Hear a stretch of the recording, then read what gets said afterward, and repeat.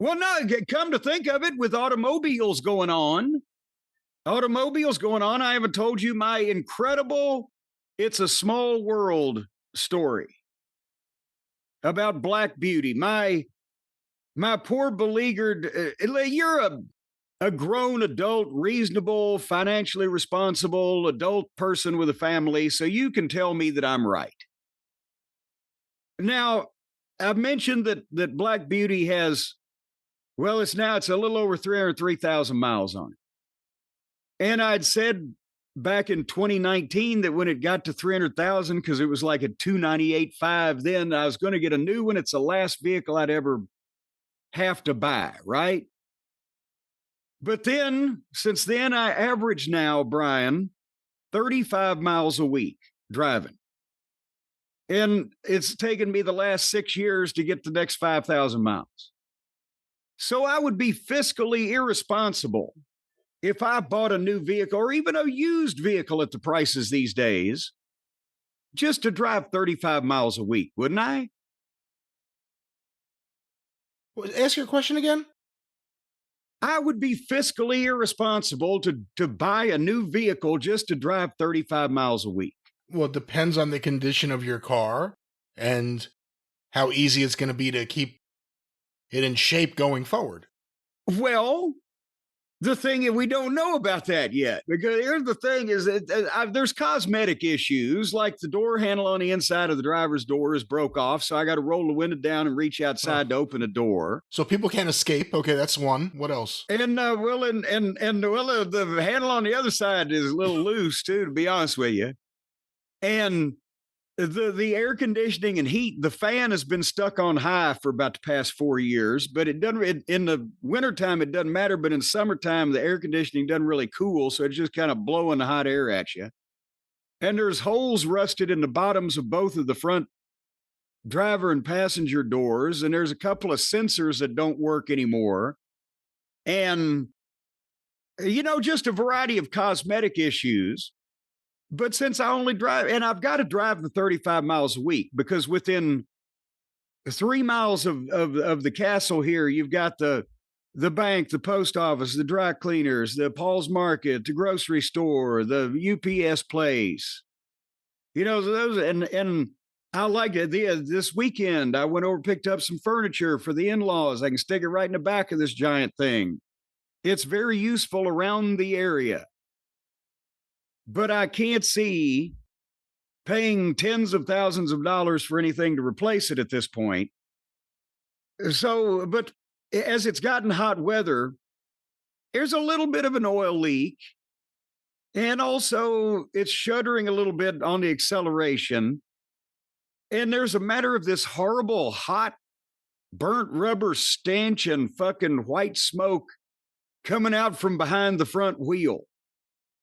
As of last week, when it got real hot. And so I'm thinking, well, something might be wrong, because that didn't used to do that. So I called yesterday and was going to take it into the place that I had the service done on it last year. And they fixed it right up. It was just running like a speckled pup. And they have closed down. They are gone. They're gone. And so I'm like, what the fuck? So I look on the internet to an automotive repair place close to me, and I pick the one at the top. And I call it, right? And the guy answers, and I said, yes, sir. I said, I've got a Ford Expedition with really high mileage, got a few issues going on. And he said, is this Jim? Who is this? Hey, this is Tyler. I used to work over at the other place, and I used to. I said, they ain't in business anymore. Oh no, I'm over here now. They went out of business. A big multinational corporation bought their chain, regional chain or whatever, and closed about 60 of the stores. And but he's over here at this bigger, nicer, newer place now. And I buzzed right over there, and I've dropped it off, and he's now addressing the issue. So what is the chance of that? Yeah, everyone needs a David Putty. You're lucky. I've been to this previous place just the last 2 summers because it's not like I get regular maintenance driving that few miles. But he was there. So yeah, is this Jim? I'm like, what the fuck is going on here? So it's a small world. I think you need a new car. But no, why? What year is it? What year is your car? It's a 2007 Ford Expedition. Yeah, it's going to be 20 years old in a couple of years. Well, are you an ageist? Are you discriminating against the aged? If it's still running okay, when it comes to functional automobiles, yes, I am. If I can get it not to have a hot, burning stench and white smoke coming out from behind the front tire. You don't even have to worry about the torture vehicle things like the no door handle that works and the hot air that shoots out of the rusted holes. Well, no, now, I've got used to, if I ride in Stacy's car, to open the door, I start to roll the window down to reach out because it's been a couple of years. I've got used to it now. But there's no sense in the window down. There's another whole thing. Man, I would hate to be a prostitute in Louisville, like waiting on the street for someone to give them a ride. Oh, come on. They're in for trouble. I have a sign on the dashboard that says, really, this car's just fucked up. But no, there's no sense just throwing your money away, Brian, on frivolous things like cars when I just need something that will haul shit around the neighborhood here. And you want size. Like you don't want to be in a sedan. Yeah, that's right, because size matters, baby. No, but you don't want to be in a sedan. You want to be high up off the ground. You gotten used to that. I want to be high.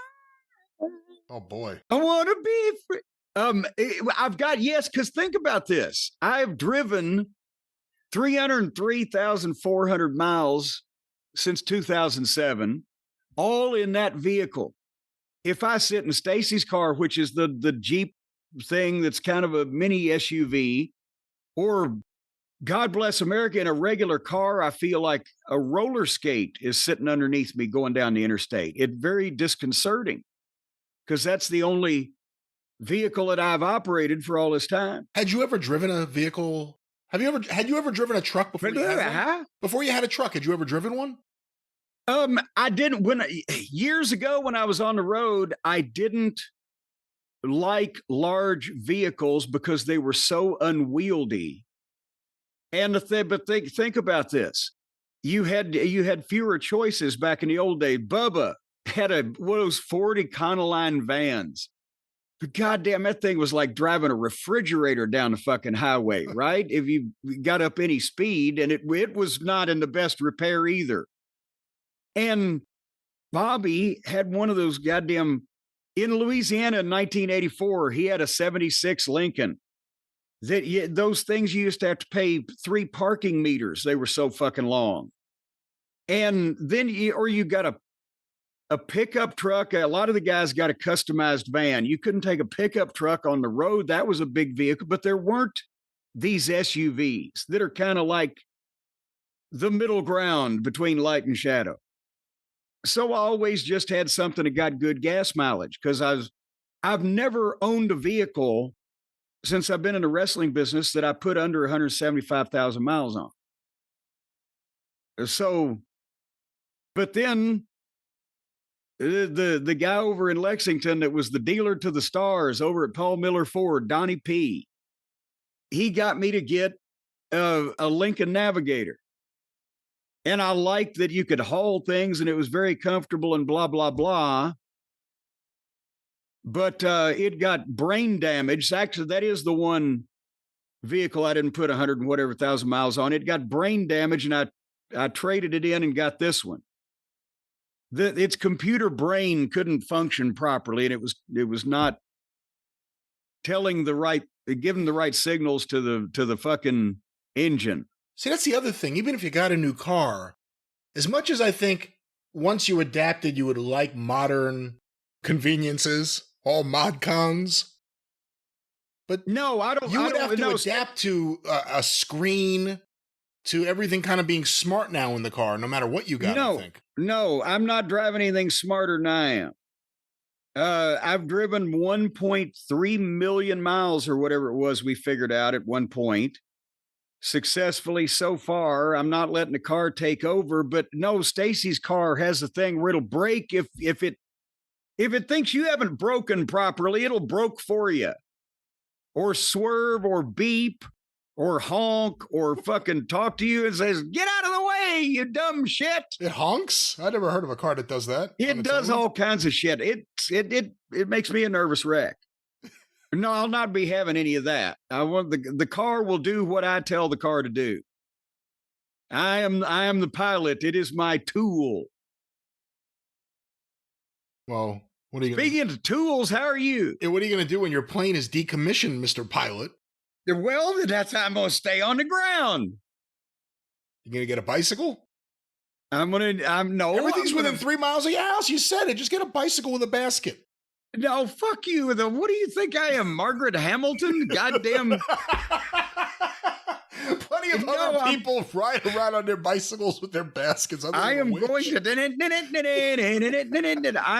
to fix the engine or the thermostat or whatever's going on in Black Beauty, and it will continue to carry me around at the rate of 35 miles a week for the next several years until I'm too old and shriveled to go out and do these things I do all the time. And they have no idea what the burnt rubber smell or the white smoke is? Well, I haven't heard back yet. I'm waiting to hear back now on the, they're going to take it out now that it's getting hot here and it stopped raining. See if it rains, it cools it off. You need a good, hot, sunny, bright, miserable fucking day with the heat beating down and then drive it in some traffic for a while. And then it starts stinking.